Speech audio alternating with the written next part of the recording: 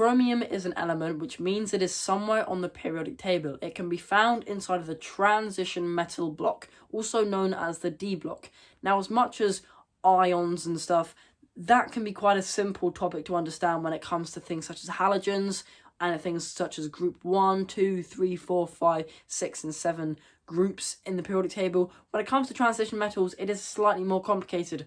Ions can form different charges, chromium being one of them. It can have a 3+ charge and a 6+ charge. It may have other charges as well, but those are relevant for what I want to talk about in this video.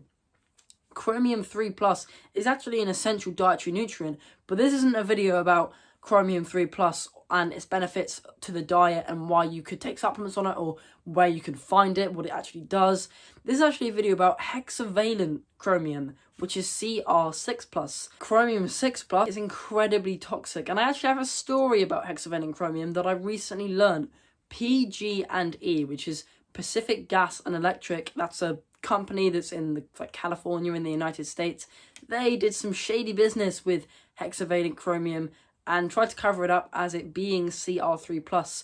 Hexavalent chromium is quite a good anti-rusting agent, and so what this PG&E company did is they lined their sort of wastewater pools with toxic hexavalent chromium, and said to the authorities that above it that it was actually Cr3+, which is an essential dietary nutrient. So there's no problem with that being there, but obviously there would be a big problem if it was hexavalent chromium all of a sudden. Problem is that they probably thought that it's fine, it won't actually do anything, it's just a wastewater reservoir, it's fine, it's not going to affect any citizens. Trouble is that people that make decisions in business don't know everything about science, unfortunately, and the hexavalent chromium isn't as sort of rigid and stable and stuck in place as they thought it were, and it was able to seep out into soil. Now that's never a good sign, because what do plants have to grow? Soil. What do water in soil do? It sort of seeps down into groundwater, and that groundwater eventually ends up being tap water. So you can kind of imagine where the story ends up going from here. This scandal actually killed a lot of people. Around 500 people died, and many more people would have been permanently scarred, many temporarily scarred by this chemical, depending on the dosage, depending on how their body was able to handle with it. This all happened in the town of Hinckley. That's somewhere in California. That was the main. If you imagine an earthquake, like an epicenter, that would have been the epicenter, and then it would have affected people slightly less and less the further you got out from that epicenter. Realistically, hexavalent chromium isn't in everybody's tap water all of a sudden, but it was definitely in these people in Hinckley's tap water, and it would have definitely been in lower concentrations inside of other places in California, because the groundwater systems and stuff were all linked. This is PG&E, this is a big company, this is Pacific Gas and Electric. They probably run the gas and electric water systems, etc., for the whole east of the United States. That's going to be a lot of people's tap water that's going to end up being affected. This town of Hinckley essentially became a ghost town. There were very little residents after this happened. Either everyone moved out, was dead, was permanently scarred and basically a vegetable, or was completely ignorant and unaware of the situation going on. And they hid it. They just probably assumed it was something to do with house price or something like that. PG&E, they hid the mistake that they'd made until a lawyer dug the information up and actually fought for the people that had this sort of issue, that were affected by this issue. And they won. They got a settlement. £333 million was the settlement, or dollars, I don't really know. But to this day, there is still probably quite a bit of contamination of hexavalent chromium inside of US tap water. It doesn't take a lot of hexavalent chromium to have a clear effect on your body.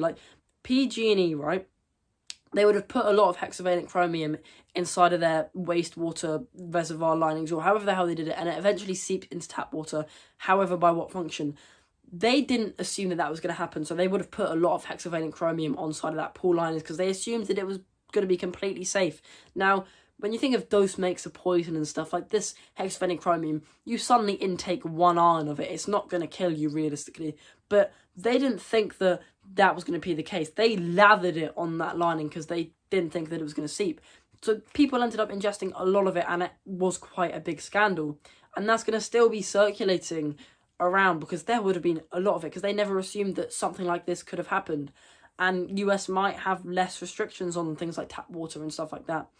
So there is like graphs and statistics and charts that say that there's this sort of parts per billion of hexavalent chromium inside of the average citizen's tap water, which is a bit of an issue because that is a toxic, very toxic chemical. Like, I think Texas was the state in the US that had the highest concentration of hexavalent chromium inside their tap water, which is, yeah, that's a big issue for the citizens of that state. And in Europe, where I come from, it's heavily restricted, but not completely banned. It's used in industry a lot, for like plating steel and welding, I guess, and stuff like that. But eventually this is probably going to be a chemical that's going to eventually be pushed out of society completely. It's rarely occurring naturally. It has to be made by chemical processes, and then when it's used on other chemical processes, it probably is going to release certain toxic compounds as well, which is not great news. I think the first place to actually ban the use of hexavalent chromium in any kind of industry, like probably the import, export of it, as if it's like a drug, is going to be the state of California, where this original scandal happened in the first place. So what goes around comes around, I guess. But tap water is just one of those weird things where while you're drinking probably around 97% pure water, you really never know what's in the rest of that 3%. And another sort of statistic that scared me was that most people have tap water that is at least contaminated with one chemical that is above recommended levels. The recommended levels are already pretty lenient anyway.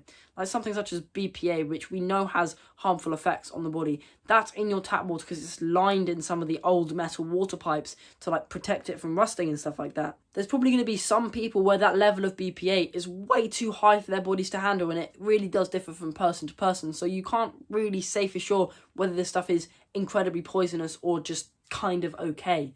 But yeah, it's really something that you never really know what's going to be in that other 3% of tap water. It's kind of an issue, and I think for anyone that's my age, having cleaner tap water for when you go through life is definitely like a goal of mine. Like, I'm probably going to have some sort of advanced tap water filter that means that it's more so 99.5% pure water with a couple of then like ions of minerals and nutrients inside of that water in it, rather than random chemicals that no one really has a clue what the hell's going on.